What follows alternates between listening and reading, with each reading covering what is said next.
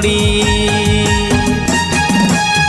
बड़ी रे सुंदरी छलक छोड़ी, झलक देखाई कहाँ चली गेली, हाय रे कहाँ चली गेली।